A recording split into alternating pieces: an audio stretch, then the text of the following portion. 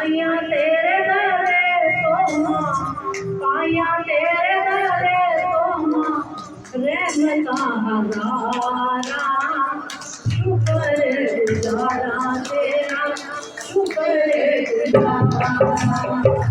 पाया तेरे दरे तो माँ, पाया तेरे दरे तो माँ, रहमता हजारा, शुक्र गुजारा तेरा, शुक्र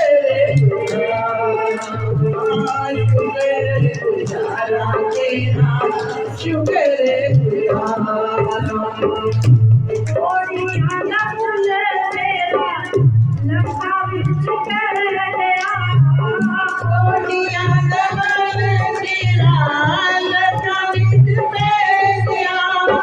जदों तो मैं मैया तेरे, बड़ी उठ गया, मैं मैया तेरे, बड़ी उठ गया। चंगे वेले सुने लैया, चंगे वेले सुने लैया, सारियां पुकारा, शुक्र गुजारा तेरा, शुक्र गुजारा, शुक्र गुजारा तेरा, शुक्र गुजारा। पाया तेरे दरे तो माँ, पाया तेरे दरे तो माँ, रहमता हजारा, शुक्र गुजारा तेरा, शुक्र गुजारा, शुक्र गुजारा तेरा, शुक्र गुजारा। दरे दरे भूले देसी, किसे ना संभालिया, दरे दरे भूले देसी, किसी ना संभालिया, दरे दरे भूले देसी, किसे ना संभालिया, दरे दरे भूले देसी, किसी ना संभालिया। मेरा किसी तेरा वाली, अपना बना लिया, मेरी किसी तेरा वाली, अपना बना लिया। मैंने तेरे बोल दिया, मैंने तेरा तारा, शुक्र गुजारा तेरा, शुक्र गुजारा, शुक्र गुजारा तेरा, शुक्र गुजारा। पाया तेरे दरे तो माँ, पाया तेरे दरे तो माँ, रहमता हजारा, शुक्र गुजारा तेरा, शुक्र गुजारा, शुक्र गुजारा तेरा, शुक्र गुजारा। सुख देवे झोली जमाना, सुख देवे झोली जमाना, सुखों भी मैया तेरी याद सारा, सुखों भी मैया तेरी याद सारा।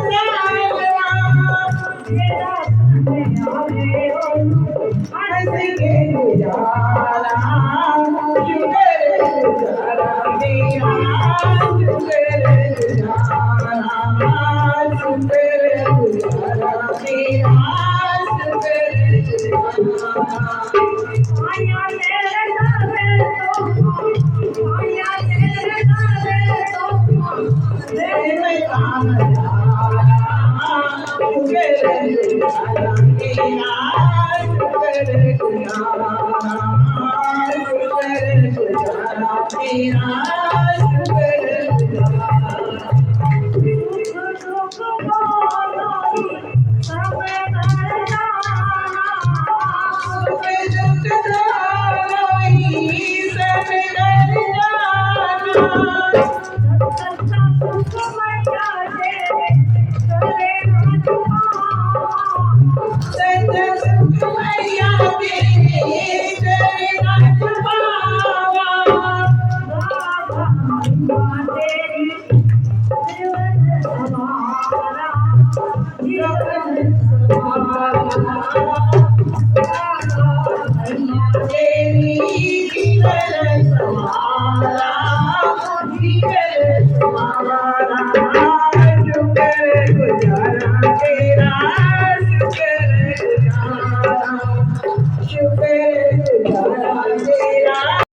में सावित्री को वरदान मिला।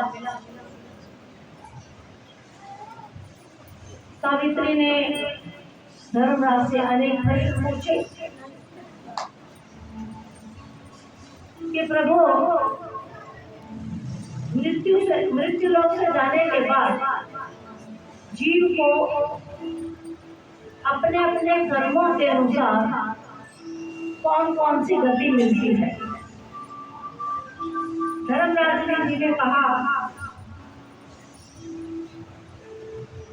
कि मैं तुम्हें जीवन से लेकर जहाँ मृत्यु तक के जितने भी कर्म की गतियां हैं मैं तुम्हें बताऊंगा।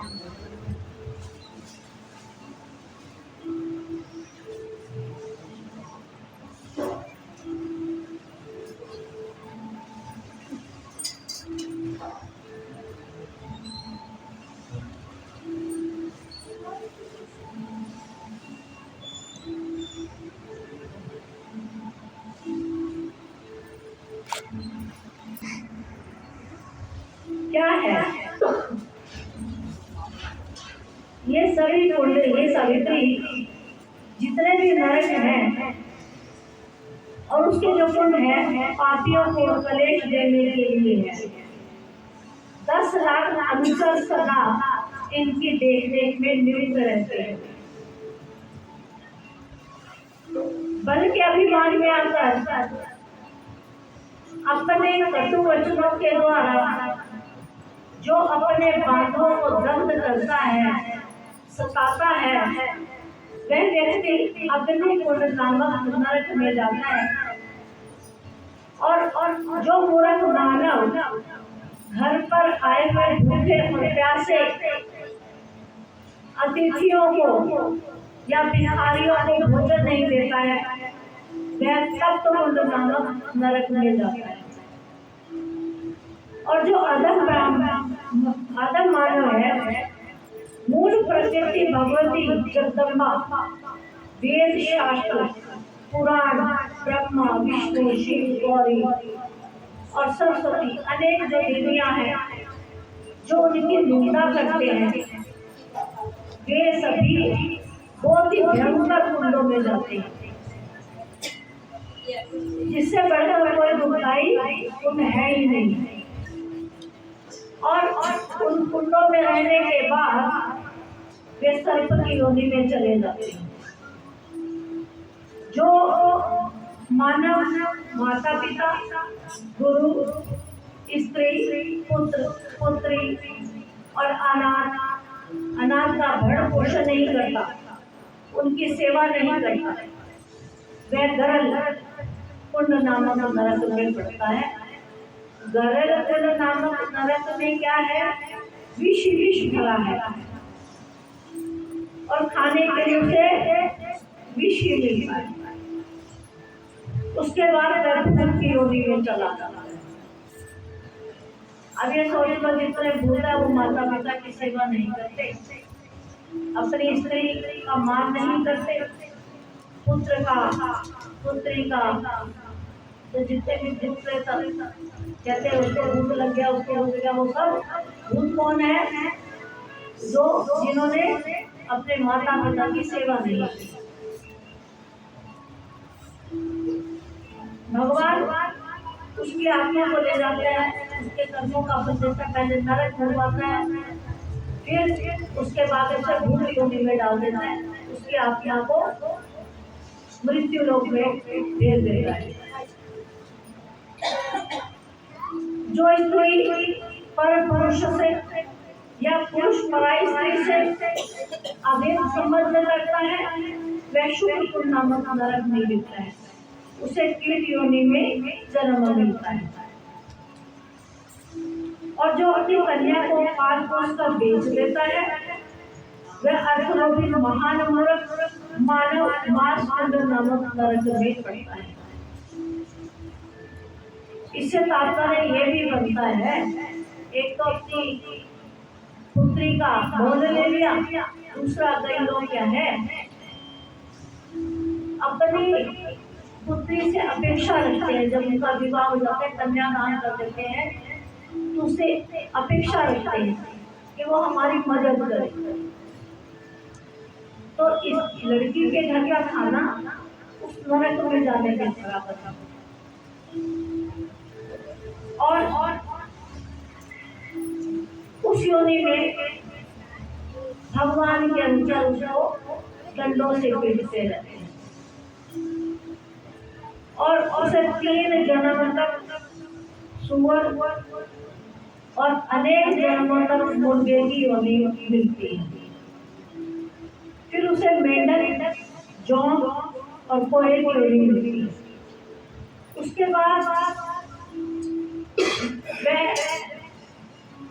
नीच योनि में जन्म लेता है और जो निर्दयी व्यक्ति प्राणी को विष देकर मार देते हैं वह 1000 वर्षों तक विष भोगी होकर विष कुंड में पड़े रहते हैं और 7 जन्मों तक वो कोढ़ी होते हैं। इसके प्रत्येक अंग में कोड़े हो जाते हैं, फिलिसियाँ हो जाती हैं और अंत में कोढ़ फूट जाता है जो किसी को विष देकर मारता है। और तांबे और लोहे की चोरी करने वाला बीच कुंड नामक नरक में पड़ता है।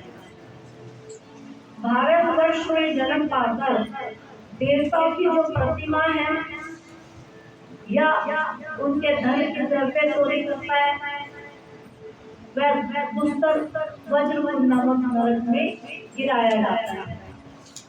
तीखे वज्रों से उसका शरीर दुग्ध सा होता रहता है। रक्त विकार और शूल रोग उसे असहाय पीड़ा देते हैं। जो व्यक्ति ब्राह्मण और देवता के कीर्तन और कांसे के बर्तनों को चुराता है वह तीक्ष्ण पाषाण कुंड नामक नरक में गिराया जाता है और जितने उसके शरीर में रोए होते हैं उतने वर्ष तक उस योनि में पड़ा रहता है। सावित्री पूछ रही है प्रभु कि हे धर्मराज कुछ और ये नरक जो है वो भी मुझे बताए। तो धर्मराज जी कहते हैं जो ब्राह्मण और देवता के धन आदि धान्य आदि से संपन्न खेती तांबूल आसन और शैया को चुराता है वह पापी मानव चूर्ण कुंड नामक नरक में जाता है। और जो बलवान व्यक्ति किसी दूसरे की भूमि छीन लेता है उसे मारकर उसका धन छीन लेता है, भूमि छीन लेता है, उसे तत्व सूची नामक नरक में गिराया जाता है और नरक कुंड में उसे रहना पड़ता है और उसका शरीर हमेशा आग की तरह जलता रहता है। और जो अत्यंत दारुण और निर्दयी व्यक्ति है तलवार से जीवों को काटता है, धन के लोभ से नरघाती बनकर मनुष्यों की हत्या करता है वह अभिशप्त नामक नरक में जाता है। और जो दूसरों की निंदा करता है उसके दूसरे के दोष जानने में जिसकी विशेष रुचि रहती है, जो देवता और ब्राह्मण की निंदा करता है वह 3 युगों तक सूची मुख नामक नरक में गिराया जाता है। और सूची नरक में उसके अंग सुइयों से छेदा जाता है। अब भगवान के अनुसार सुइयां लेकर उसके शरीर को छेदते हैं। आपको पहले बताया था ना कि आत्मा को तो कोई छेद नहीं सकता, इसलिए 13 दिन में जो पिंड भर जाते हैं भरे जाते हैं उसमें अंगूठे के आकार का एक शरीर मिल जाता है आत्मा। जब आप 13 दिन के बाद पिंड भरते हो उससे शरीर बनता है। तो 13 दिन में एक दिन में 1 दिन में 2 ऐसे करते हैं, इससे उसका शरीर बनता रहता है। कई लोग तो क्या है करके करवाते हैं, कई लोग एक करके भी करवाते हैं। इसका है ज्यादातर ब्राह्मण देवता को पता होगा, पर ये है कि 13 दिन के 13 पिंडों से उसके शरीर का निर्माण किया जाता है। वो होता है अमृत प्याला, क्योंकि आत्मा वो तो ना छेद सकता है, ना जलती है, ना सूखती है, ना मरती है। इसीलिए नरक और स्वर्ग भोगने के लिए उनको अंगूठे का आकार का शरीर दे दिया जाता है। और जो गुरु पत्नी, राजपत्नी और माता, पुत्री और पुत्र वधू या गर्भवती स्त्री या भाई की कन्या,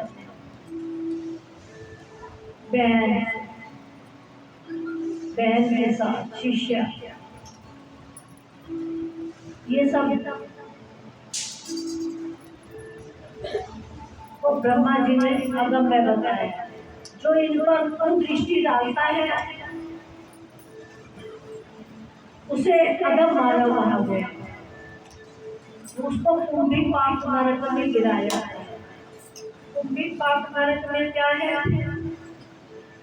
उसमें विष्ठा है, मल है, मूत्र है।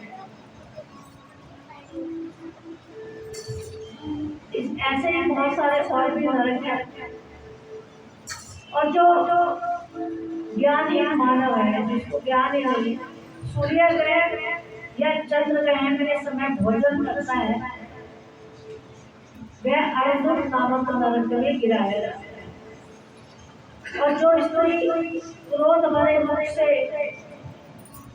अपने पति को देखती है, अपने पति पर क्रोध करती है या उसे कड़वे वचन कहती है, वह उनका मुख नामक नरक में गिराई जाती है।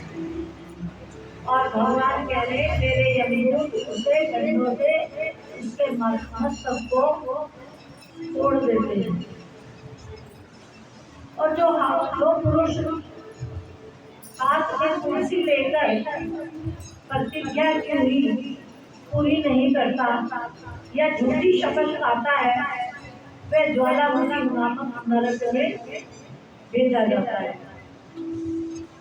जो मित्र के साथ द्रोह करता है, विश्वासघात करता है या झूठी गवाही देता है, ये ज्वालामुखी नामक नरक में गिराए जाते हैं। और वहां क्या होता है? चलते हुए अंगारे उनको खाने के लिए मिलते हैं, क्योंकि वो अपने जुबान से प्रिय, जो अपनी जुबान से मिल जाते हैं उनको अंगारे खाने को मिलते हैं। और भी बहुत से कुंड बताए गए हैं। और अपने दुश्मनों से फल भोगने वाले पापियों से उन नरकों का कोना कोना भरा पड़ा है।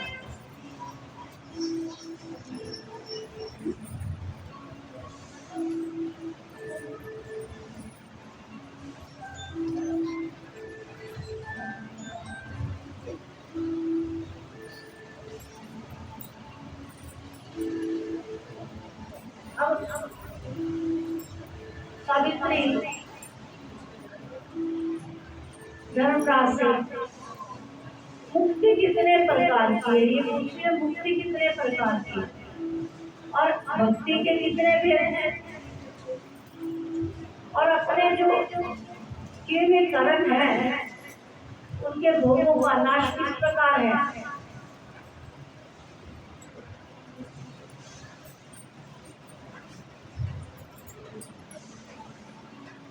अब धर्मराज बोले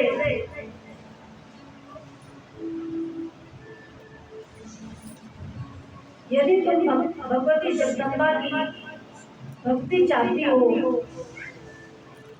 तो मेरे जो मैंने पहले तुम्हें वर दे दिया है उसके प्रभाव से तुम माँ भगवती जगदम्बा की भक्ति कर सकती हो।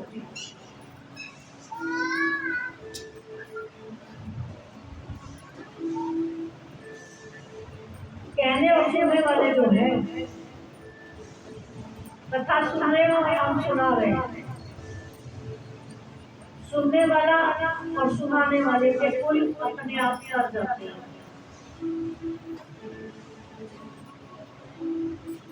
क्योंकि इसकी महिमा उस उस सहस्त्र मुख वाले जो शेषनाग है, इसकी महिमा का बखान नहीं कर सकते और कोई पार भी नहीं पाता।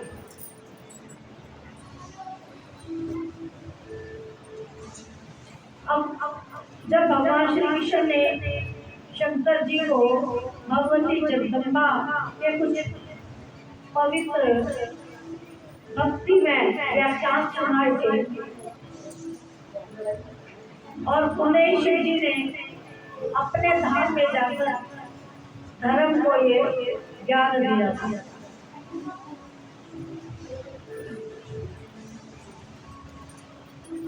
क्या बताया?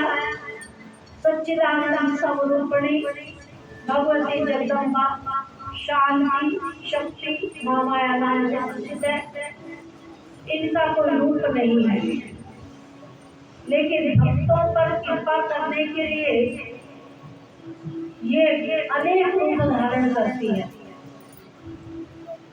सबसे पहले इन्होंने गोपाल सुंदरी का रूप लिया और जब पर ब्रह्मा परमात्मा भगवान श्री कृष्ण इन्हीं के अभिन्न स्वरूप है।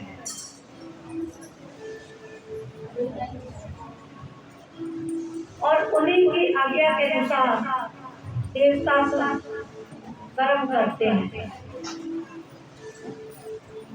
और अनेक कर्मों का फल देने में समर्थ होते हैं।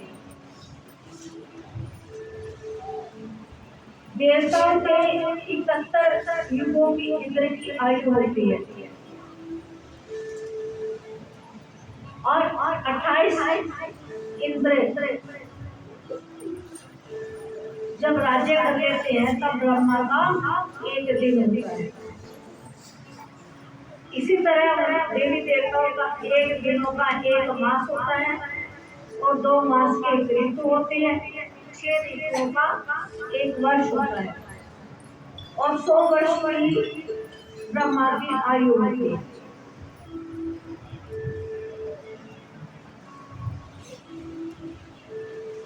ब्रह्मा के शांत होने पर माया वश प्रकृति ब्रह्मा परमात्मा की पलक गिरती है, जिसे निवेश कहा गया है।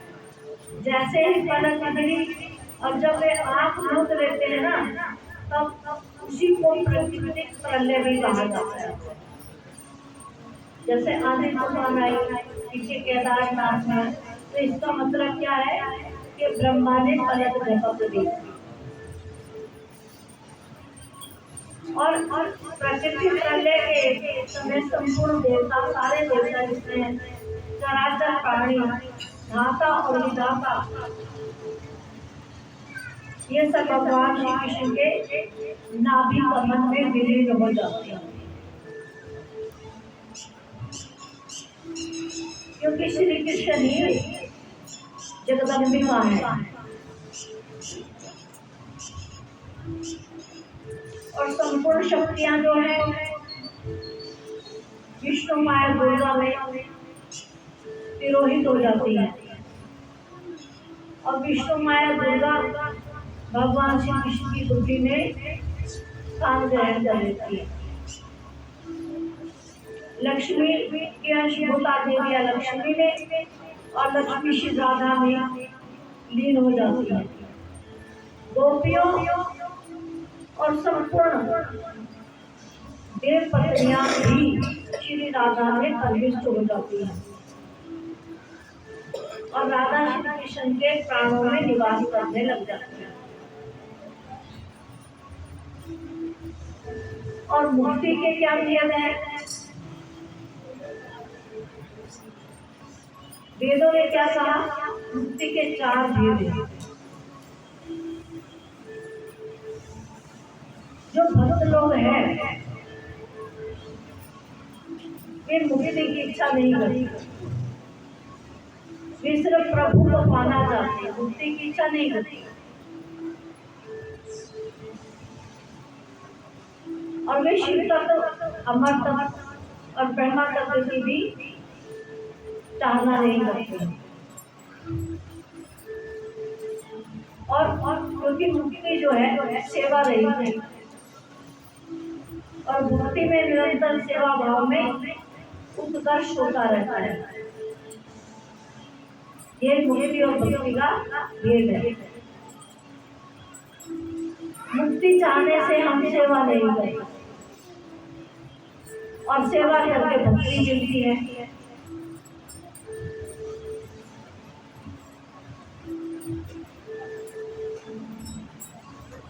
और इस प्रकार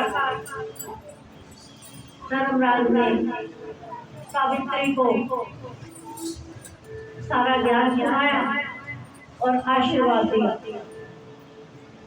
जैसे वे जाने लगे धर्मराज, सावित्री ने उनके चरणों में मस्तक झुकाया। धर्मराज बोले, सावित्री, तुम पुण्य क्षेत्र भारतवर्ष में बहुत वर्षों तक सुख भोगने के बाद उस लोक में जाओगी जहाँ स्वयं भगवती विराजमान रहती। अब तुम अपने घर जाओ और भगवती सावित्री का व्रत करो और 14 वर्षों तक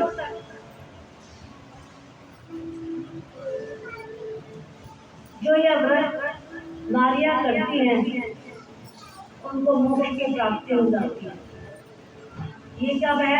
ज्येष्ठ मास के शुक्ल पक्ष में अष्टमी तिथि को इसका व्रत रखा जाता है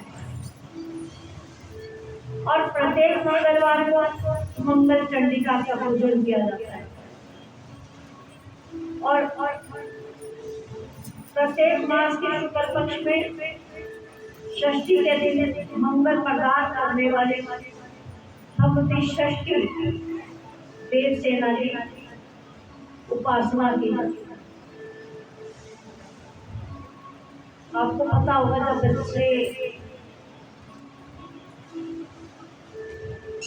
बच्चे छठी मनाई जाती है, किसकी पूजा करते हो? छठी वाले। किसके यहाँ मनाई जाती है छठी? बच्चे के जन्मदिन पे, जन्म होने पर छठवें दिन किसके यहाँ मनाई जाती है? मनाते हो छठ, तो किसकी पूजा करते हो? पता नहीं है ना? तो ये षष्ठी देव सेना, इसे बच्चों की देवी कहा जाता है। जब बच्चा बीमार हो तो बच्चे के माथे पे हाथ रख के मंत्र बोलना, ओम षष्ठी देव्य नमः या ओम देव सेनाय देव्य नमः, तो बच्चे अपने आप स्वस्थ होने लगते हैं। और आषाढ़ मास की जो संक्रांति है,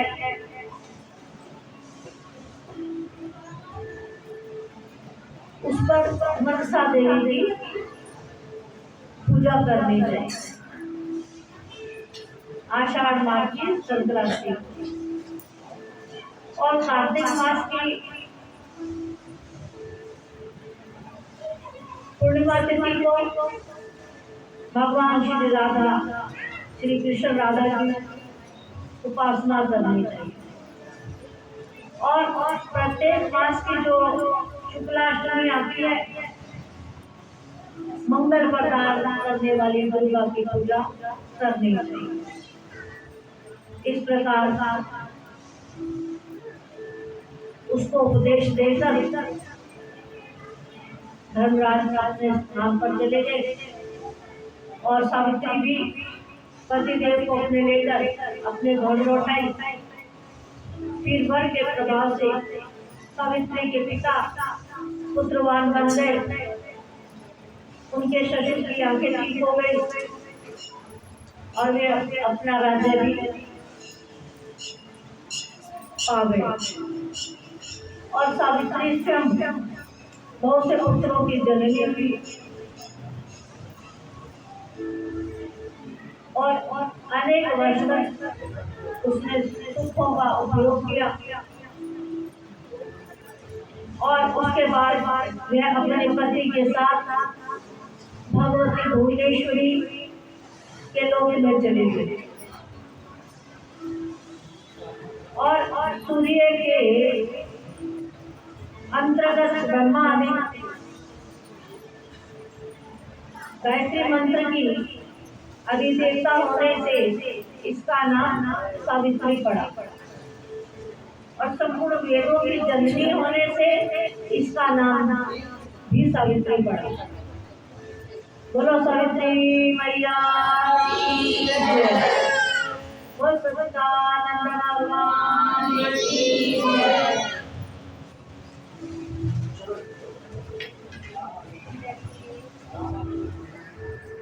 नागी लगन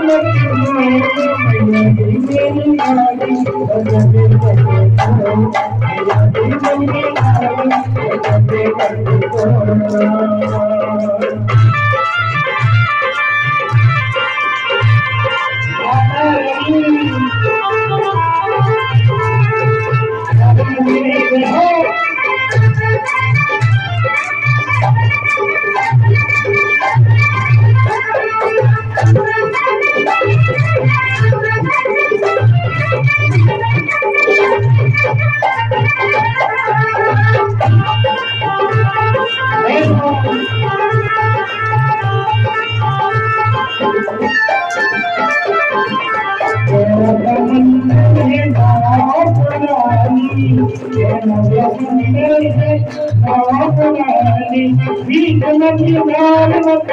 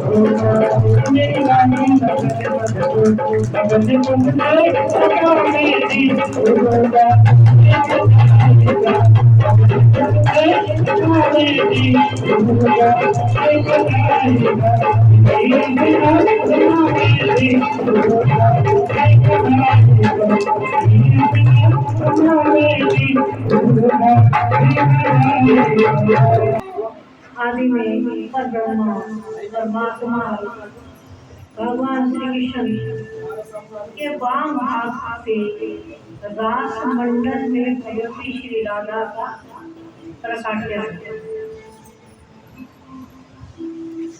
पर ब्रह्मा परमात्मा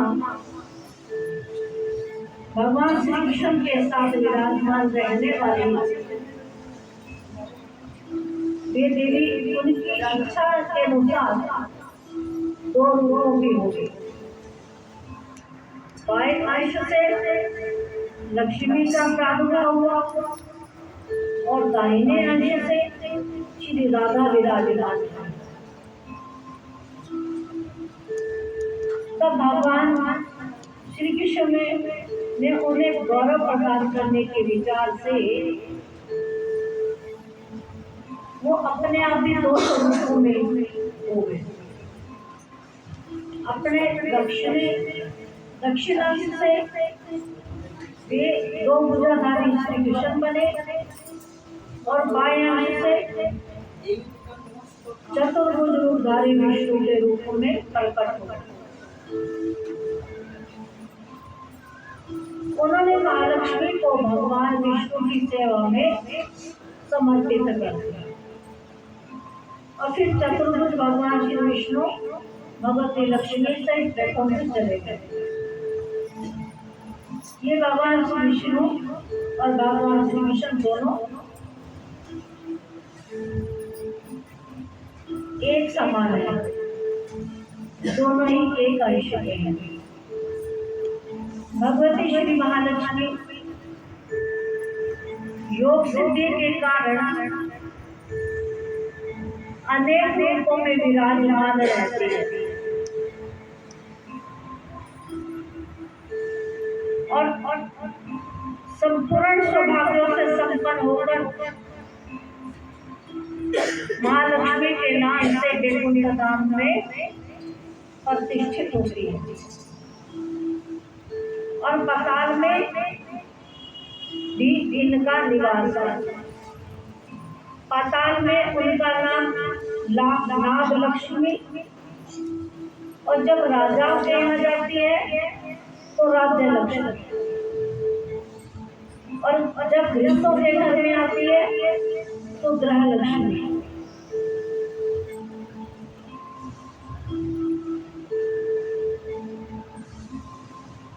सबसे पहले भगवान नारायण ने वैकुंठ धाम में जाकर महालक्ष्मी की स्तुति की और पूजा की।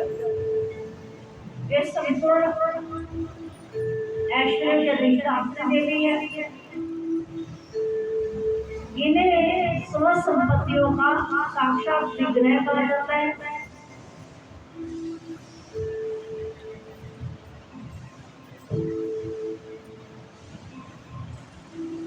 अब नारद जी पूछते हैं कि भगवान श्री लक्ष्मी भगवान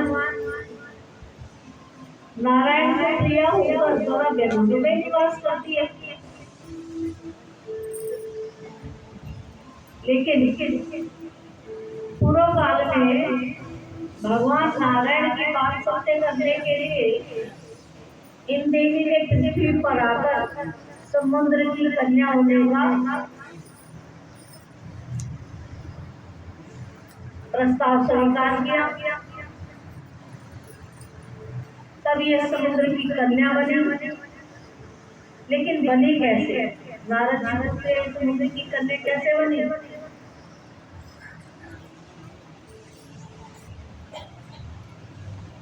तो भगवान नारायण बताते हैं कि दुर्वासा के शाप से भगवती श्री इंद्र के पास चली गई। लक्ष्मी ने स्वर्ग को त्याग दिया और क्रोध में भरकर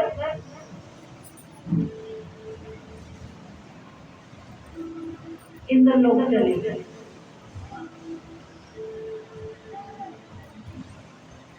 वे वहां गई और अपने रूप को भी त्याग दिया। उस समय संपूर्ण देवताओं के शोक की सीमा नहीं थी, क्योंकि जब लक्ष्मी नहीं रहेगी तो ऐश्वर्य भी नहीं होगा। तब वे दुखी होकर वैकुंठ पधारे, जहाँ भगवान विराजमान थे।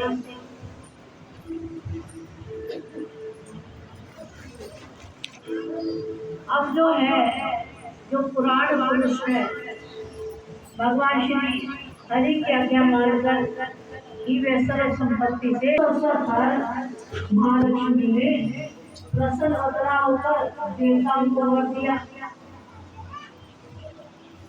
और शिव साधन में शरण करने वाले भगवान विष्णु को वरमाला अर्पण कर और वे सुखदेव जी के साथ चली गई।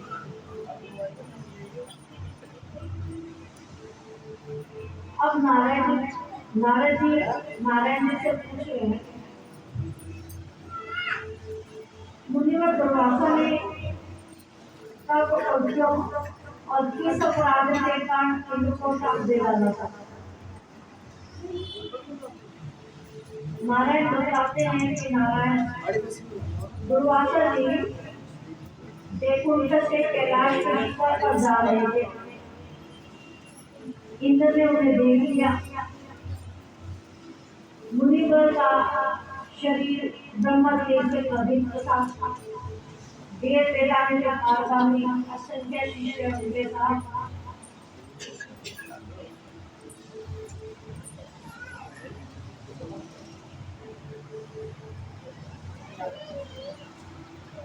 जा रहे थे। उन्हें देखकर इंद्र ने मस्तक झुकाकर प्रणाम किया। तब शिष्यों से दुर्वासा ने इंद्र को शुभ आशीर्वाद दिया और खुश होकर परिजात का पुष्प भी दिया। आकाश नीचे घरों में गर्वित इंद्र ने जरा मृत्यु शोक का विनाश करने वाले मोक्षदायी पुष्प को लेकर अपने रावण हाथी के मस्तक पर रख दिया। इंद्र ने दिव्य पुष्प का परित्याग कर दिया। निष्काल क्या है ऐसा जानकर दुर्वासा ने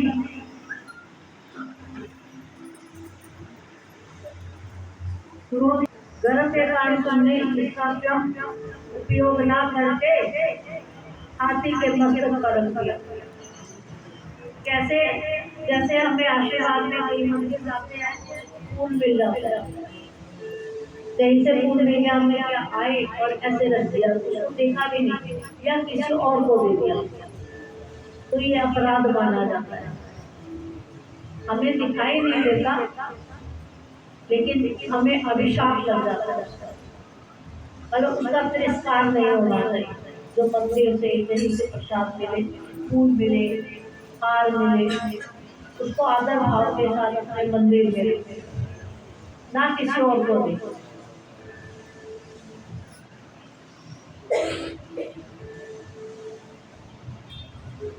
इस अपराध के कारण तुम्हें लक्ष्मी छोड़कर चले जाएंगे। अब दुर्वासा के वचन जब इंद्र ने सुने और इंद्र ने दुर्वासा के चरण पकड़ लिए और रोते रोते उनसे कह रहे हैं। इंद्र ने कहा आपने शाप देकर अच्छा नहीं किया, लेकिन संपत्ति चली गई, इसकी मैं भीख भी नहीं मांगता, यातना भी नहीं रखता, पर मुझे कुछ ज्ञानोपदेश दे दीजिए, मुझे ज्ञान का उपदेश करें। दुर्वासा मुनि कहते हैं देवराज संपत्ति, जन्म मृत्यु, जरा शोक और राग के बीच का उत्तम अंकुर है। इसके प्रभाव से अंधा हुआ मानव मुक्ति के मार्ग को छोड़ देता है। कौन सा? अभिमान। अभिमान जो है सब दुखों की जड़ है और सत्संग संसार के पासारों को पार करने के लिए परम साधन है।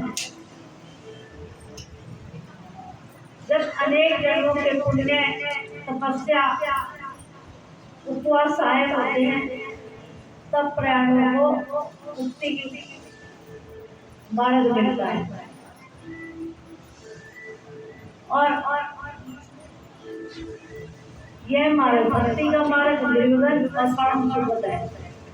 आप बताओ कीर्तन किसे कहते हैं?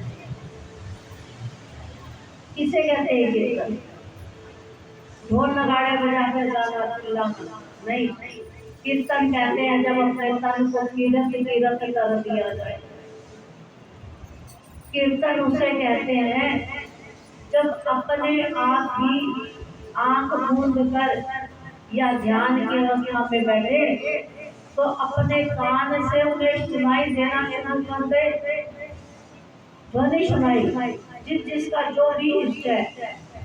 यदि शिव है तो नमः शिवाय की ध्वनि आपके कान में निरंतर अपने आप गुंजरित होगी। जो माँ के भक्त हैं उनमें हरि हरि हरि शब्द का उच्चारण सुनाई देगा। इसको कीर्तन कहते हैं। जो कीर्तन हम करते हैं वो तो एक साधन मात्र है। असली कीर्तन है कीर्त जमाता, कीरत कीरत कर देना अपने तन और मन को और आत्मा को। और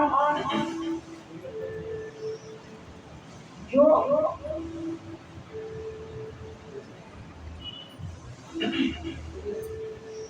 अमृत है कहाँ मिलेगा? या तो सत्संग में मिलेगा या साधु संतों के संग में मिलेगा। लेकिन आपके पास नहीं, आप सबके पास। यदि आप ध्यान करेंगे, मेडिटेशन करेंगे, सुबह 4 बजे जगेंगे और ध्यान में बैठेंगे तो आपके मुख में जीभ के नीचे से अमृत हमेशा टपकता रहता है। लेकिन हमें लेना नहीं है, उसे पीकर आप अमर हो सकते हैं। कुछ नियम है इसके। और जब इससे एक बात याद आई वो ब्रह्म कुमारी वाइफ वो 3 दिन का मेडिटेशन कैंप लगाना चाहती है। कौन कौन राजी है आने के लिए? मेडिटेशन के लिए आने के लिए कौन कौन राजी है? मेडिटेशन का मतलब है ध्यान। बताओ कितने लोग आ रहे हैं? अभी तो उनको हाँ करेंगे। वो बोलते हैं कि आसन लगा हुआ है, हॉल तैयार है और हमें भी मौका मिले और जो सत्संगी भाई आए हैं उनको भी मौका मिले ध्यान लगाने वाले सीखने का। किसी ने हाथ नहीं खड़ा किया, कोई नहीं आना चाहता। कौन आना चाहते मेडिटेशन के लिए? बताओ 10 लोग भी होंगे तब भी बहुत है। लोग एक चलो इससे पहले एक चीज और बताएं, बड़े अच्छे से हैं आप करेंगे। आपने क्यों नहीं किया? आपने नहीं क्या बदली? ऐसा है, टाइम आप बताएंगे, आप अपनी सुविधा अनुसार टाइम बताएंगे क्योंकि उनको टाइम मैंने देना है। मैंने उनको ये बोला जब सात संदर तैयार होगी तब हम आपको जवाब देंगे। तो आप अपना टाइम बता दें, 4 से 5 या 5 से 6, कौन सा टाइम रखें? 4 से 5, 4 से 5। तो संडे से शुरू करें या मंडे से? मंडे से शुरू करते हैं, एक दिन बीच में मिल जाएगा आराम से। ठीक है, आने वाले मंडे से याद रखना भाई, सबके फोन नंबर हमारे पास नहीं है। ठीक है, मंडे से 4 से 5। ठीक है, वो साझे दरबार की जय।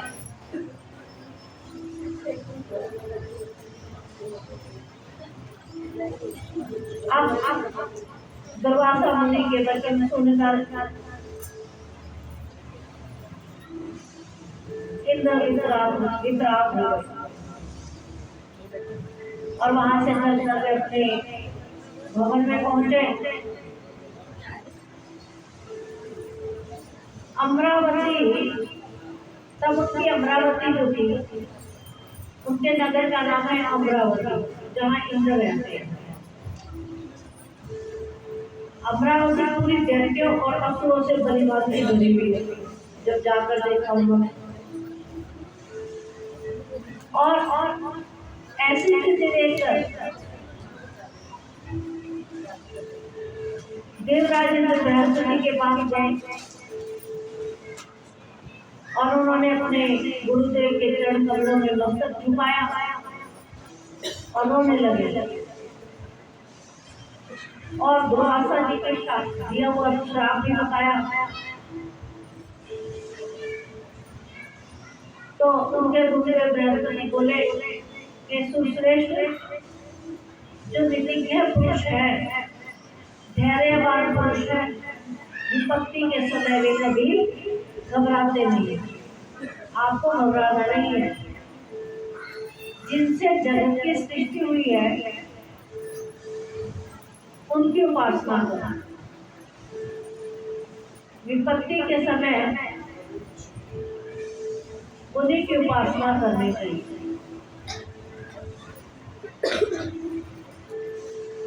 अब भगवान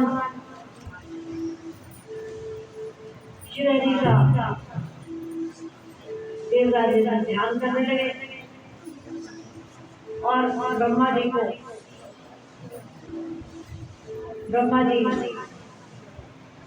की सभा के लिए चल पड़े। अब देवगुरु बृहस्पति जी ने ब्रह्मा जी को सारा हाल सुनाया कि कैसे इनको शाप लगा। अब वो क्या कहते हैं कि भगवान श्री कृष्ण के निर्माल्य का परित्याग कर दिया, जो उन्होंने फूल माला अर्पण की, आपने ऐरावत हाथी के माथे पर रखी और इसी कारण भगवती श्री देवी तुम्हारे पास से चली गई। जब भगवती चली जाती है तो भूत प्रेतों का वास होता है। कहा ना, अमरावती से वो निकले और उन पर दैत्यों का राज।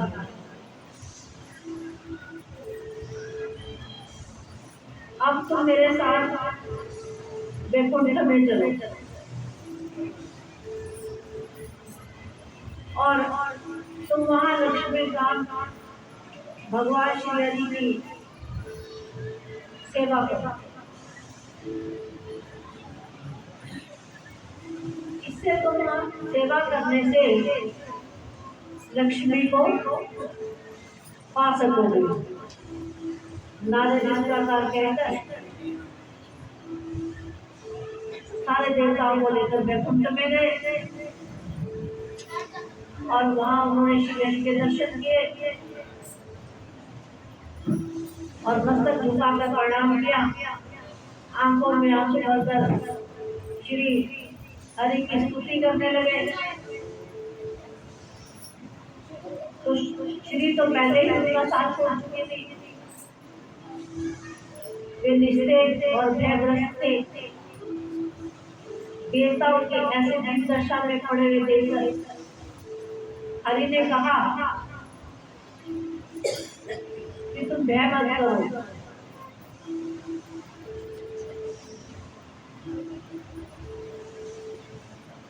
मुनिवर दुर्वासा महाभाग शंकर के अंश और वैष्णव पुरुष है। उनके हृदय में मेरे प्रति अटूट श्रद्धा है। उन्होंने ही तुम्हें श्राप दिया है, इसलिए तुम्हारे घर से मैं लक्ष्मी सहित चला आया हूँ। जो लक्ष्मी का अपमान करते हैं वहां से श्री हरि भी चले जाते हैं। भजन पाठ भी समाप्त हो जाता है। अब भगवान श्री हरि ने संपूर्ण देवताओं से कहकर फिर लक्ष्मी से कहा कि देवी तुम अपनी कला से शीश समुद्र के यहाँ जाकर जन्म धारण करना और तुम समुद्र मंथन पर तुम प्रकट होगे।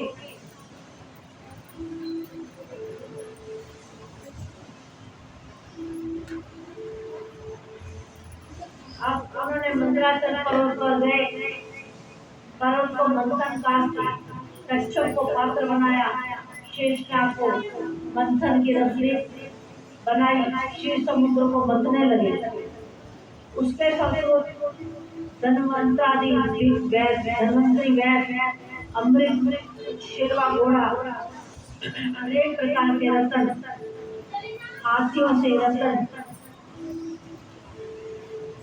ऐरावत, लक्ष्मी, सुदर्शन चक्र, वनमाला, ये सब अमूल्य पदार्थ उन्हें मिले समुद्र का मंथन करने से। और भगवान विष्णु ने अपार श्रद्धा रखने वाली श्री लक्ष्मी ने उनको श्री हरि को वर लिया।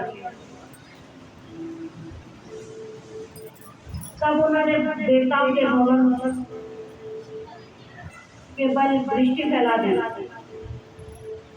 और देवता ने दुर्वासा मुनि के शाप से मुक्त होकर दैत्यों के हाथ में देवी अपने राज्य को प्राप्त कर लिया। इस प्रकार महालक्ष्मी की कृपा से वर पाकर वे परम धाम में पधारे।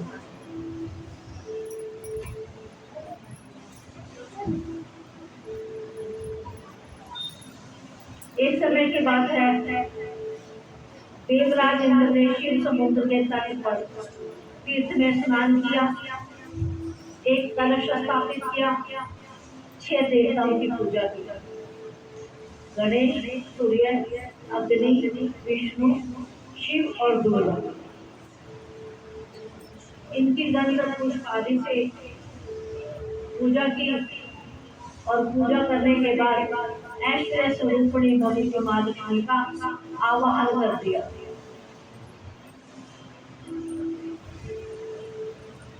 और उनका चिंतन किया भगवती का। परम पूज्य भक्ति महालक्ष्मी सहस्त्र दल वाले कमल की कर्णिकाओं पर विराजमान है। उनकी उत्तम कांति शरद पूर्णिमा के पूर्ण चंद्रमाओं की शोभा को हरण कर लेती है। ये परम देवी स्वयं अपने तेज से प्रकाशित हो रही है। इन परम मनोहर देवी का दर्शन पाकर मन आनंद से खिल उठता है। ये मूर्तिवती होकर संतप्त सुवर्ण की शोभा को धारण किए हुए रत्न में भूषण इनकी छवि बढ़ाते हैं। इन्होंने पीताम्बर पहन रखा है।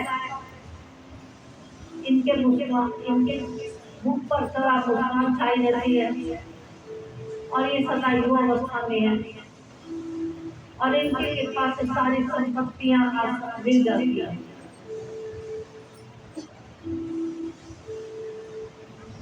अब इंद्र ने इतने गुणों वाली महालक्ष्मी की पूजा की और पूजा की सामग्री समर्पण की और उनके मूल मंत्र का 10 लाख जाप किया।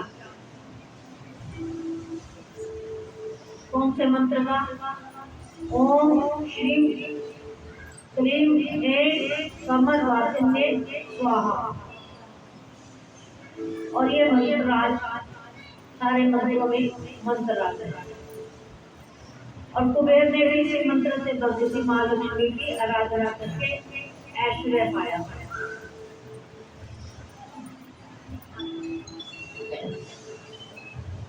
और दक्ष सावर्ण जो थे इसी मंत्र को जप कर राजा विराज की पदवी मिली।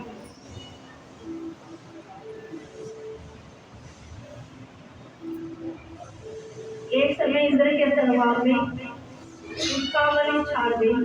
उनके नेत्र आनंद के आंसुओं से पूर्ण थे और उनकी अंजलि बंधी हुई, जैसे ऐसी अंजलि बंधी हुई। ब्रह्मा जी की कृपा से संपूर्ण विश्व प्रकाश देने वाला वैदिक स्तोत्र उन्हें स्मरण था। इसी को पढ़कर उन्होंने स्तुति आरंभ की थी। उस देव सभा में शोभा पाने वाली भगवती प्रसन्न हो गई।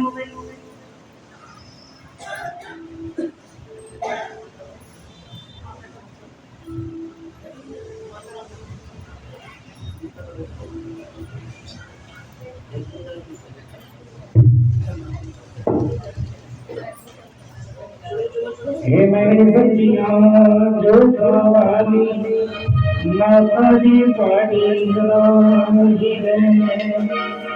जगह माला दुनिया का बहुत साजे ये घोष का जवाब देकर व्यवहार में संदेश की नारायणी किसके मुख से ऐसा के घोष निकल जाए जो महारानी को स्वीकार हो जाए और एक बदल के दायरे से लोगों का बेटा आज दरबार की हम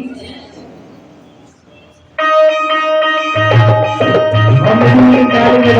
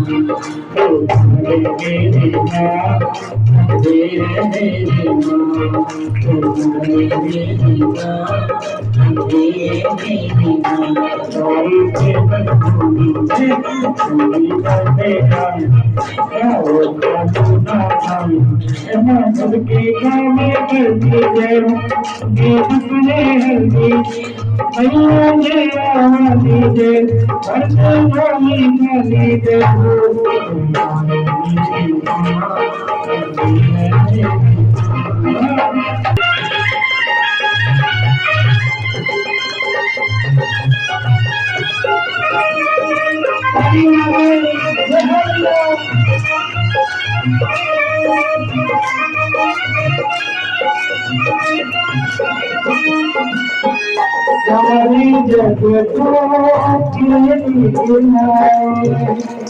सारी जग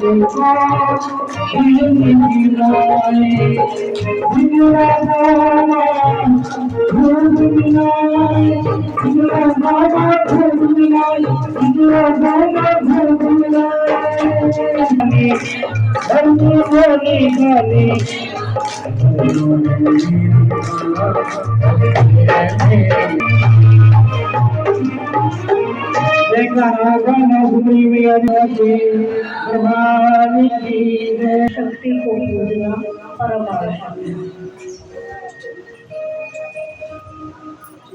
क्योंकि अकेले विष्णु को पूजोगे तो लक्ष्मी नहीं मिलेगी, ऐश्वर्य नहीं मिलेगा। एक बार जो आदि शंकराचार्य थे वो शिव के भक्त थे, लेकिन शक्ति को नहीं मानते, शिव शिव करते।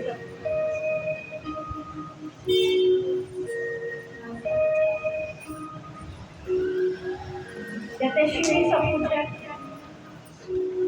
शक्ति कुछ नहीं है।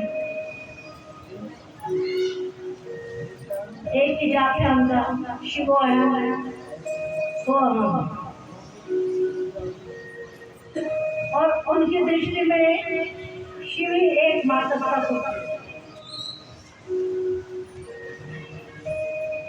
एक बार उनके जीवन में कोई घटना घटी। शंकराचार्य अपने शिष्यों के साथ गंगोत्री की यात्रा पर जा रहे थे। जब यात्रा पर जा रहे थे तब भगवती के मन में आया कि ये तो शिव शिव जपते हैं, पर मुझे तो मानते ही नहीं, मेरा कभी नाम ही नहीं लेते, इसलिए इनको शक्ति का एहसास कराना जरूरी है। तब माँ जगदम्बिका ने एक लीला रची।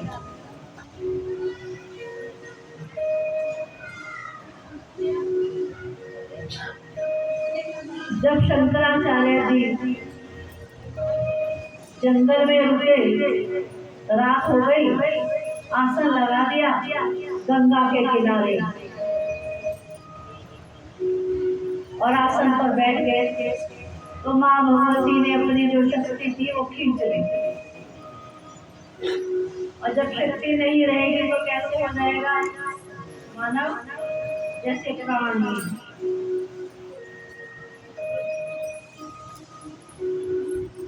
तो उनका स्वास्थ्य खराब हो गया, गला सूखने लगा, उनको प्यास लगी, लेकिन भगवती ने अपनी शक्ति तो खींच ली थी। शरीर में इतनी शक्ति नहीं बची कि उठ करके गंगा जी से पानी पी ले।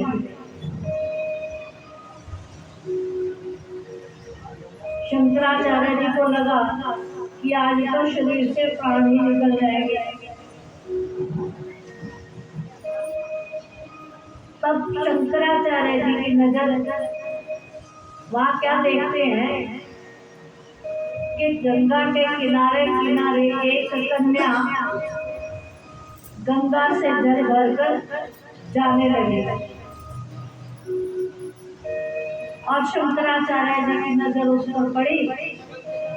शंकराचार्य ने कन्या को पुकारना शुरू किया, बेटी जरा रुको तो। कन्या बोली, हाँ महाराज, क्या बात है? ये मुझे प्यास लगी है, थोड़ा सा पानी पिला दो। तब वह कन्या हंसने लगी। वो कौन थी? भगवती गंगा कन्या का रूप लेकर आई। सब कन्या हंसने लगे। उसकी हंसी से ऐसे लगा जैसे आकाश में बिजली चमक रही है। अब शंकराचार्य ने जब उसका मुख देखा तो देखा कि ऐसा उनका मुख दमक रहा है जैसे करोड़ों मणियों की चमक। माथे पर कस्तूरी का तिलक है। तो वैसी कन्या को देखकर उनके मन के हृदय को उनको आराम सा महसूस हुआ और प्रसन्नता का अनुभव हुआ। तब शंकराचार्य ने कन्या से कहा कि मुझे प्यास लगी है, कंठ प्यास से सूख गया है, मुझे जल पिला दो। तब कन्या ने कहा कि तुम्हारे पास तो गंगा बह रही है, उठकर जल पी तो नहीं लेते आप। तब शंकराचार्य जी ने कहा कि मुझ में शक्ति नहीं है उठने की। बोले महाराज, तेरे साथ हजारों शिष्य हैं, उनको उठा लो, वो तुम्हें जल पिला देंगे। अब शंकराचार्य जी ने कहा, मुझ में तो इतनी शक्ति नहीं है कि मैं इनको भी कह दूं, मैं इनको हिला पाऊं, बोल पाऊं कि मुझे जल पिला दो। तब कन्या ने कहा कि आप किस शक्ति की बात करते हैं? वो कौन सी शक्ति है जो तुम में नहीं है? तुम तो कहते हो शक्ति कुछ है ही नहीं, और आप तो शक्ति को मानते नहीं है। आप कौन सी शक्ति की बात करते हो? तब शंकराचार्य ने सोचा कि कन्या ऐसी बातें कर रही है और आधी रात में ये कहां से आ गई?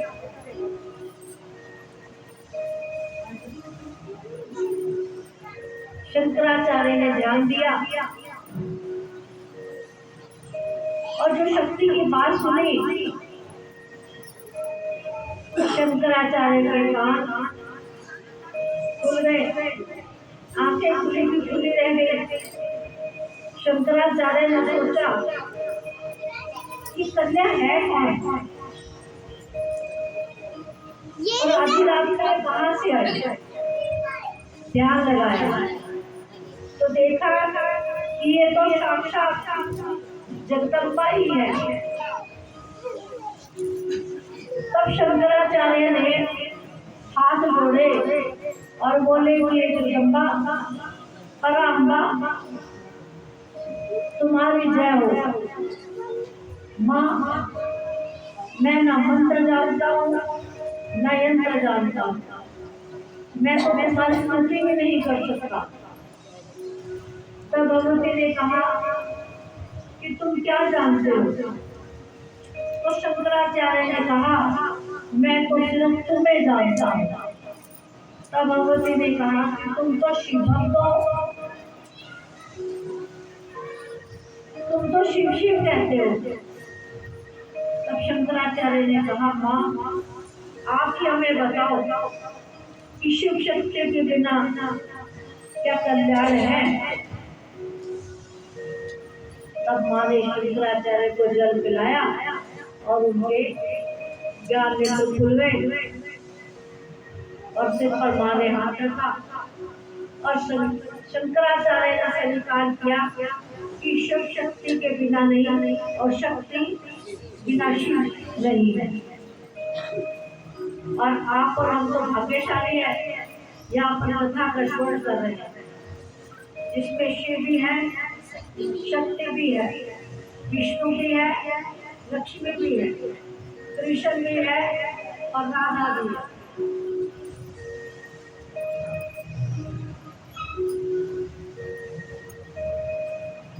बोलो वेद व्यास भगवान की जय।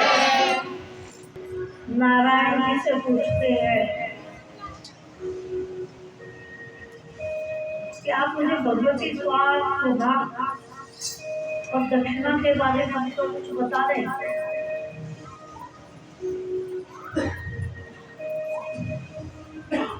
भगवान नारायण कहते हैं मुनिवर, एक बार जो ब्राह्मण और क्षत्रिय है और भी वर्ण है भक्ति पूर्वक हवन करते थे, वे देवताओं को नहीं मिलता। इसी एक बार इसी प्रकार सब देवता उदास होकर ब्रह्मा सभा में गए। वहां जाकर उन्होंने आहार न मिलने का कारण बताया। अब ब्रह्मा जी ने देवताओं की प्रार्थना सुनी, अतः वो श्री कृष्ण के आश्रम में गए। तब भगवान ने उन्हें आदेश किया कि तुम मूल प्रकृति की उपासना करो। तब वो ब्रह्मा जी भगवती मूल प्रकृति की आराधना करने लगे। तब सर्वशक्ति सर्वोपरि भगवती स्वाहा भगवती भुवनेश्वरी की कला से प्रकट हुई। उन परम सुंदर इस देवी के विग्रह के सुंदर श्याम कांति थी, श्याम वर्ण की होती। वे मनोहारिणी देवी मुस्कुरा रही थी। भक्तों पर अनुग्रह करने के लिए व्यग्र चित्त से भगवती स्वाहा ने ब्रह्मा जी के सम्मुख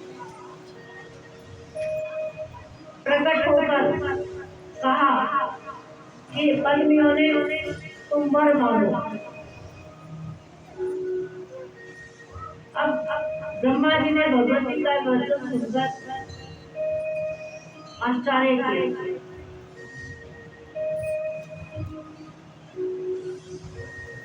ब्रह्मा जी ने कहा कि हे परम सुंदरी देवी, अग्नि की दाहिका शक्ति होने की आप कृपा करें।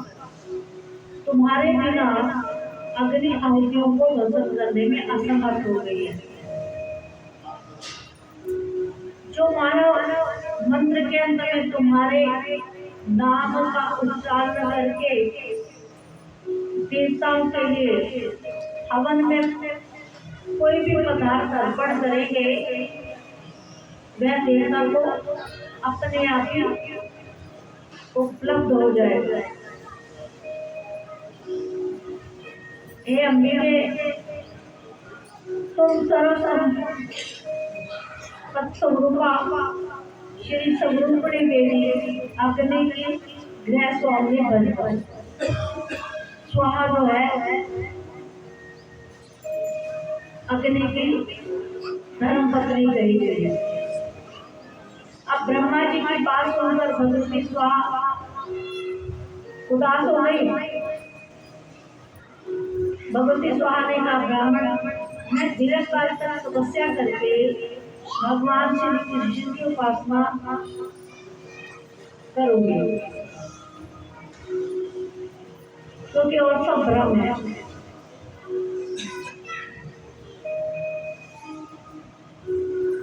अब वे कमल मुख वाली देवी स्वाहा श्री कृष्ण की तपस्या करने के लिए चल दी। एक पैर से खड़े होकर उन्होंने श्री कृष्ण का ध्यान किया और तप किया। तब उन्हें श्री कृष्ण के दर्शन प्राप्त हुए। श्री कृष्ण बोले, ही कामदेव, तुम 12 कल्प में, जब 12 कल्प बीत जाएंगे तब तुम मेरे प्रिय हो जाओगे। तुम्हारा नाम तब नागनजी होगा और राजा नागनजी तुम्हारे पिता होंगे। इस समय तुम दायिका शक्ति से संपन्न होकर अग्नि की प्रिय पत्नी बनो। इस प्रकार देवी स्वाहा से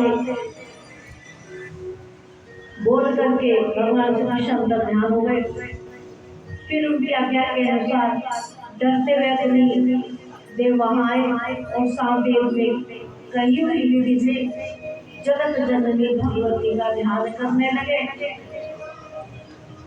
उन्होंने देवी की परिभावित पूजा की, स्तुति की। उसके बाद भगवती स्वाहा और अग्नि देवी का मंत्रपूर्ण विवाह संस्कार संपन्न हुआ। तब ऋषि, मुनि, ब्राह्मण और क्षत्रिय आदि सभी श्रेष्ठ बढ़कर स्वाहा मंत्रों का उच्चारण करके अग्नि में हवन करने लगे। और तब से देवताओं को आहार प्राप्त होने लगे। यदि हम हवन करेंगे और स्वाहा का उच्चारण नहीं करेंगे तो वो हमारा देवताओं तक नहीं पहुंचेगा। और स्वाहा मंत्र पढ़ने से ही सिद्धि भी प्राप्त हो जाती है। जिस प्रकार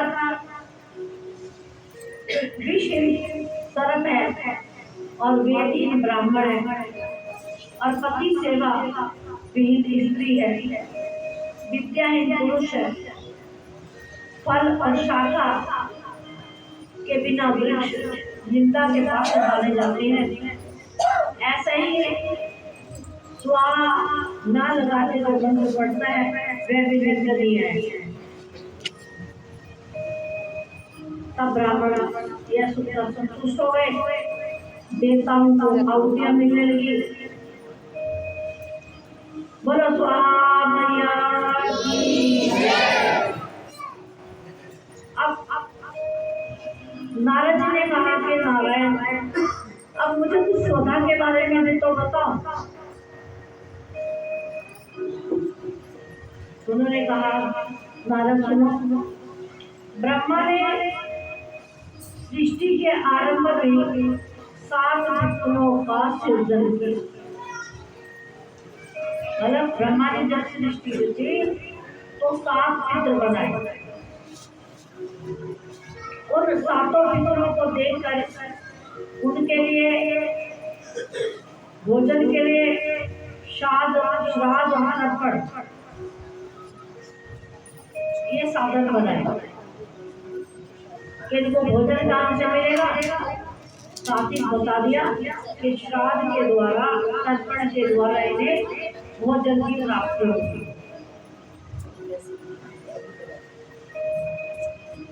अब ब्रह्मा जी तो पितरों के आहार के लिए श्राद्ध आदि का विधान करके चले गए।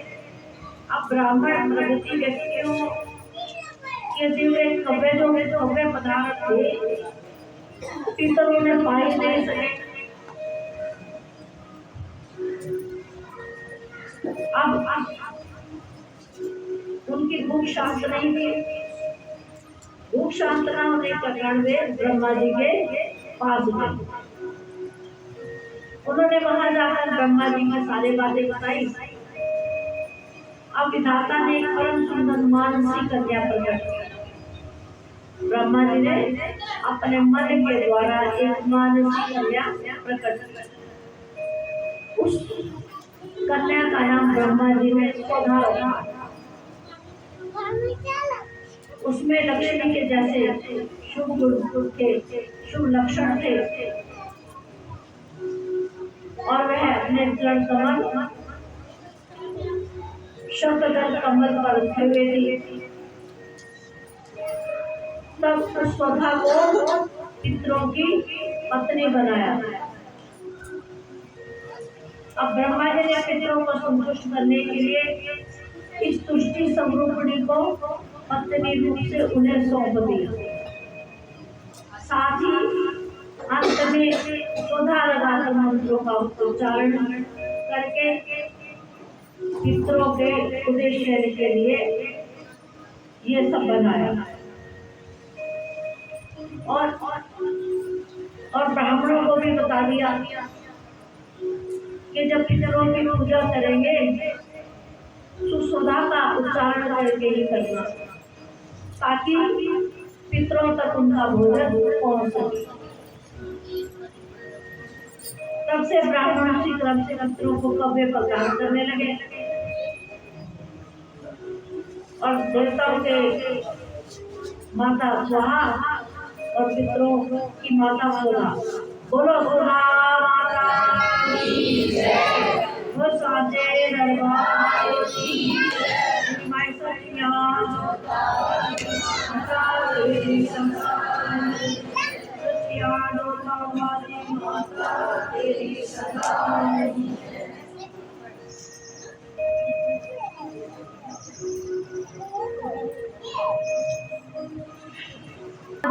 भगवान की जय, राधे श्री भगवान की जय। सारी मटकी का माखन बिखरे गयो रे, मटकी का माखन बिखरे गयो रे, यशोदा तेरा लाला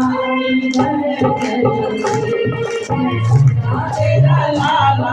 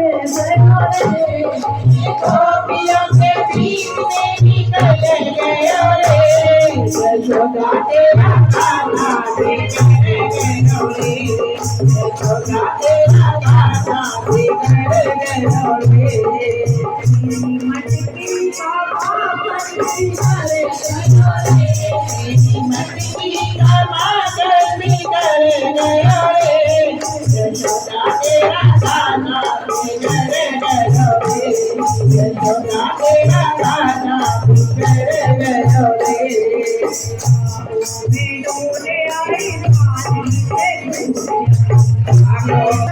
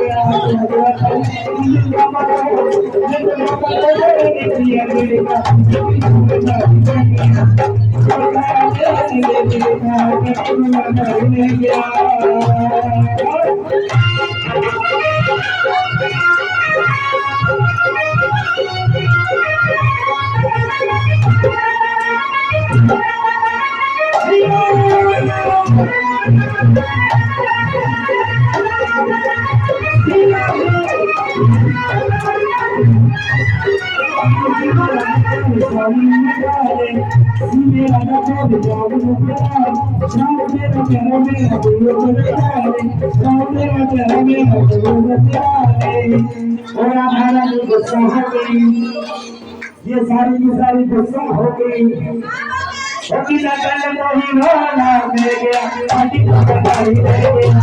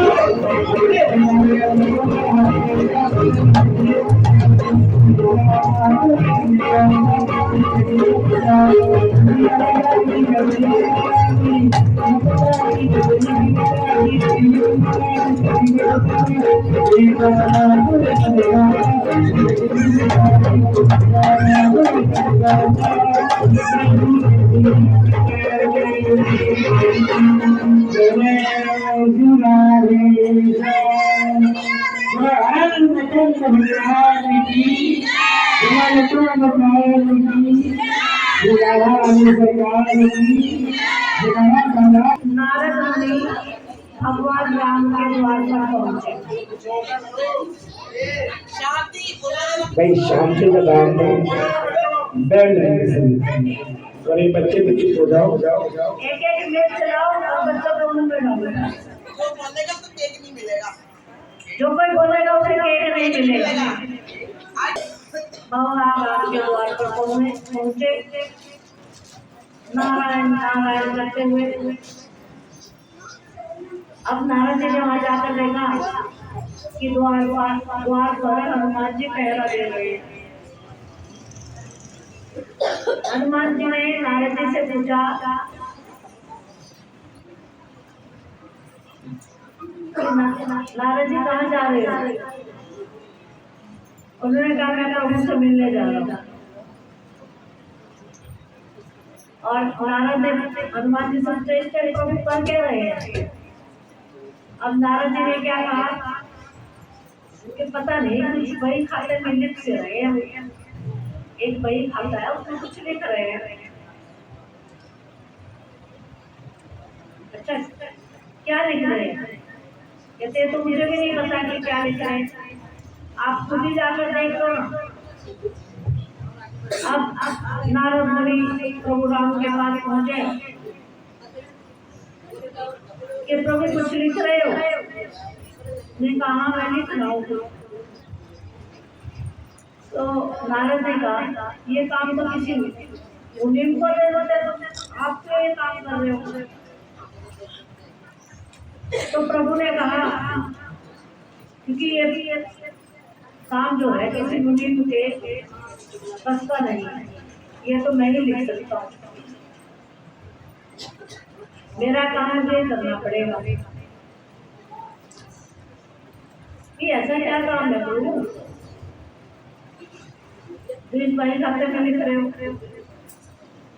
कह रहे मैं इस बही खाते में उन भक्तों का नाम लिख रहा हूँ जो हर पल मुझे भजते रहते हैं। नाम ने कहा प्रभु मेरा नाम है क्या? मेरा नाम कहाँ लिखा है, बताओ मुझे। उसको बही खाता दिखाया गया। अब नारद ने देखा कि उसका नाम तो सबसे ऊपर है खाते में। फिर तो नारद जी को अहंकार हो गया कि मेरा तो इस बही खाते में सबसे ऊपर नाम है और हनुमान का कहीं भी नहीं है।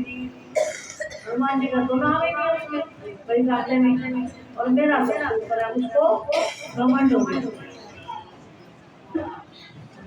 अब नारद जी सोचने लगे हनुमान जी राम के खास भक्त नहीं, इसलिए इसका नाम ही नहीं है। तो प्रभु से पूछते हैं, मन में सोचते हैं क्या प्रभु उसको भूल गए हैं क्या? यही भक्ति नहीं है।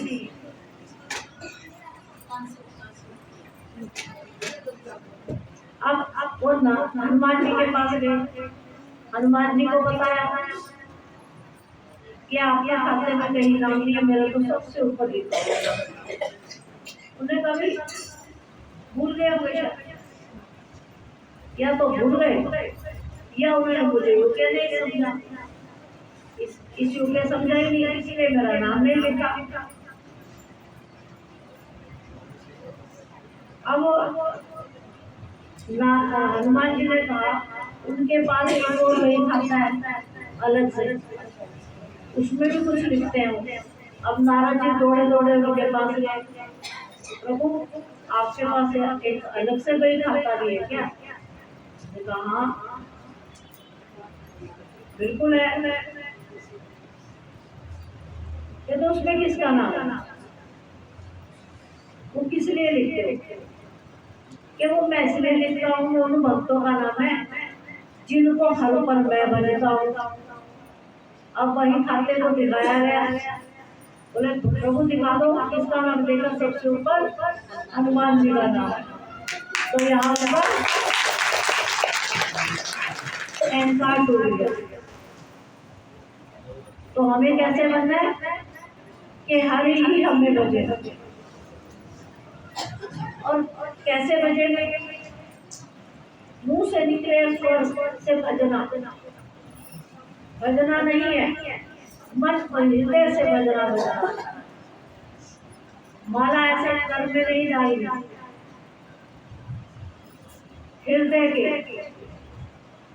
हृदय से बजना, हृदय के मन के फेरने, तब भगवान हमें अपने बड़े खाते में लिखेंगे, जिसको वो बनते हैं। बोलो हनुमान जी महाराज की जय, राम भक्त हनुमान की जय, रामचंद्र भगवान की जय। अब हनुमान जी का जैसा पहले करवाया, क्योंकि भगवान कहते हैं मैं भक्तों को सबसे आगे रखूंगा। जैसे हमारे महामाया ने यादव भक्त को रखा हुआ कि पहले उसको मक्का टिको तब स्वीकार किया जाए।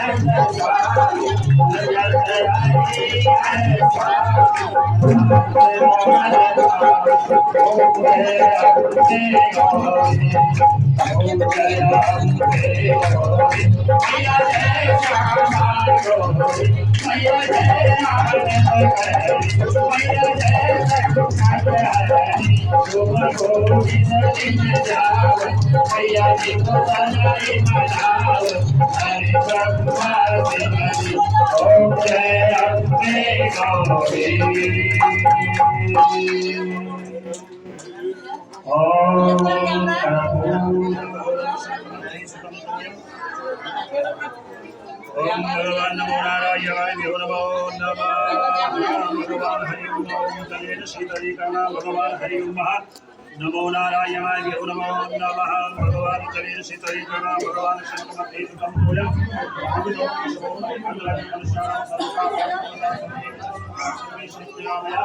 सर्वे भद्राणि पश्यन्तु मा कश्चित् भावयोगे भगवान् फलदायकरं कष्टमत्याजलं नारायणाय नमो नमो नमः भगवान भगवान जगन्नाथ सर्वकामना सब सिद्ध्यार्थम हरि ओम। ले लो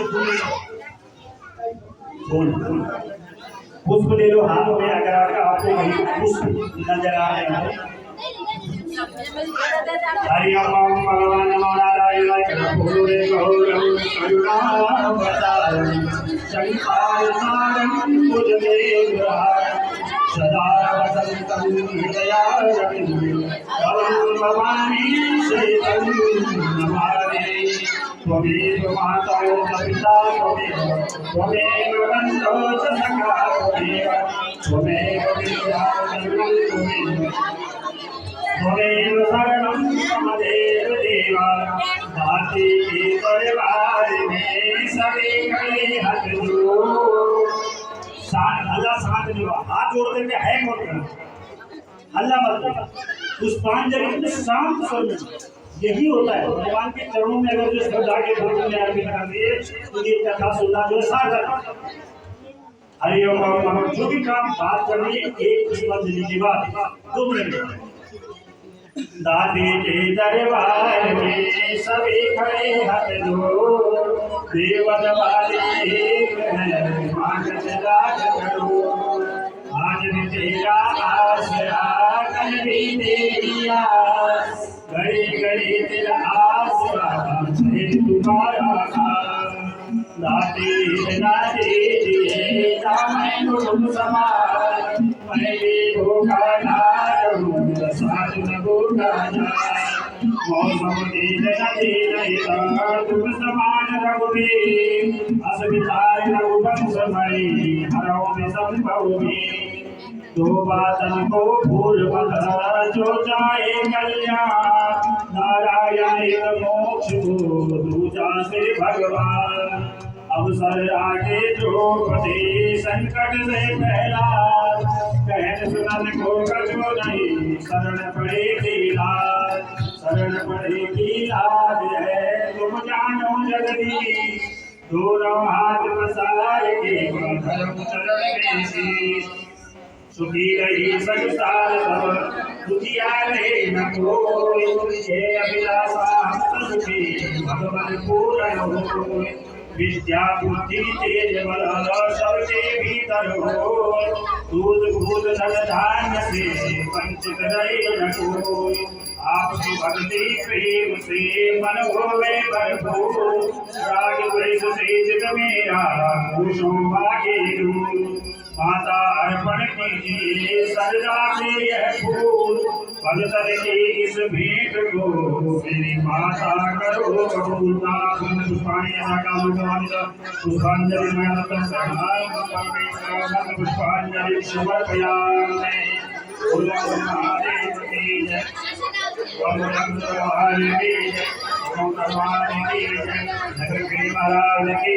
सभी देवताओं की जय सभी देवियों की जय महाराज की जय आदि आनंद की जय धर्म की जय हो अधर्म का नाश हो प्राणियों में समाता हो विश्व का कल्याण गौ माता की जय हो भारत माता की जय हो सरस्वती की जय हो गौवर्धन की जय हो नमः पार्वती पतये जयकारा शेरावाली का जयकारा शेरावाली का जयकारा शेरावाली का ओम गिरानी कानी पापानी जलंधर तानि सर्वाणि भगवानायाम पदे पदे हरि ओम भगवान शरणागति नाथ चैत्रालय बनाए सबसे देवी नारायण दंडवत हो जाओ पुराण है यहाँ पर ये थाली ऊपर रख दो